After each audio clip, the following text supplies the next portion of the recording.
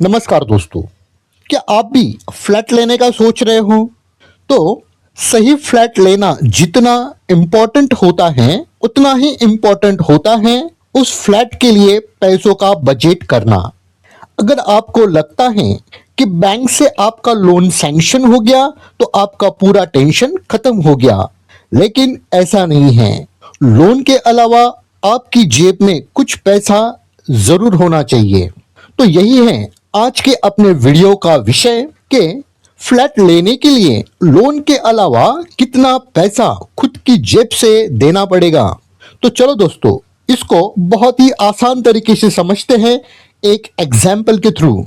ऐसा मान के चलिए कि आप एक 50 लाख का फ्लैट खरीदने जा रहे हो, तो क्या आपके पास सिर्फ 5 लाख होना काफी है? नहीं।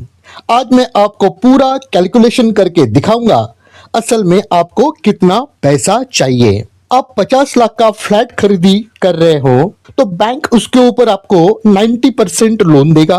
तो 50 लाख का 90% होता है 45 लाख। मतलब अब आपको देना पड़ेगा डाउन पेमेंट के तौर पर 5 लाख रुपीस।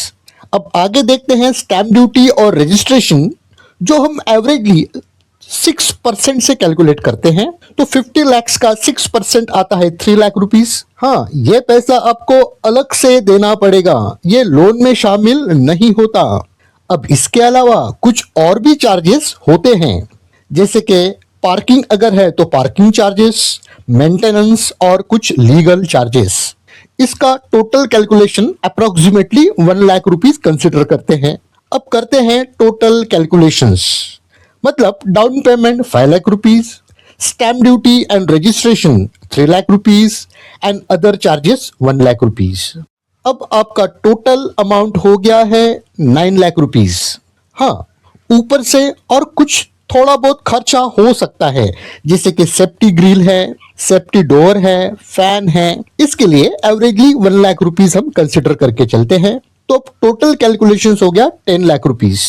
मतलब ये 10 लाख रुपीस बेसिक है, इतना तो आपको देना ही देना है। हाँ, इसके अलावा अगर आप फर्नीचर करते हैं वो अलग एक्सपेंसेस, लेकिन अभी के कैलकुलेशन में हम फर्नीचर को कंसीडर नहीं करते क्योंकि वो भी एक बड़ा एक्सपेंस होता है। अब हम देखते हैं कुछ कॉमन मिस्टेक जो आमतौर पर फ्लैट बायर्स करते हैं। सिर्फ डाउन पेमेंट के बारे में सोचना, बाकी जो अदर एक्सपेंसेस हैं उसको भूल जाना, और फिर बाद में आता है पैसे का शॉर्टेज। तो अब इस कैलकुलेशन को और थोड़ा आसान बना देते हैं। 50 लाख की प्रॉपर्टी के ऊपर आपके पास 10 लाख रुपया होना चाहिए। मतलब अगर ये परसेंट वाइज देखें तो आपके पास 20% होने चाहिए। तो अब मेरा आपसे एक क्वेश्चन है जिसका आंसर कमेंट करके देना है कि अगर 80 लाख रुपीस का फ्लैट परचेस करे तो आपकी जेब में कितना रुपया अलग से होना चाहिए। तो दोस्तों, फ्लैट लेना हर किसी के जीवन का एक बहुत ही बड़ा सपना होता है, लेकिन अगर आप प्रॉपर कैलकुलेशन के साथ करेंगे तो ये आपका सपना टेंशन से नहीं तो खुशी से पूरा हो सकता है। और एक इम्पोर्टेंट बात, आजकल कुछ बैंक 100% लोन देने का दावा करती हैं और कुछ केसेस में यह पॉसिबल भी है। और कुछ बिल्डर जो प्राइस कोट करते हैं वो including registration and stamp duty होती हैं। तो अगर आपके केस में भी ये होता है तो अभी आपको कैलकुलेशंस तो पता चल गया, उतना प्राइस आपके कैलकुलेशंस में माइनस कर सकते हैं। तो प्रॉपर्टी से रिलेटेड ऐसे ही इंपॉर्टेंट वीडियो के लिए इस चैनल को अभी लाइक, सब्सक्राइब एंड शेयर करें। मिलते हैं नेक्स्ट वीडियो में। धन्यवाद।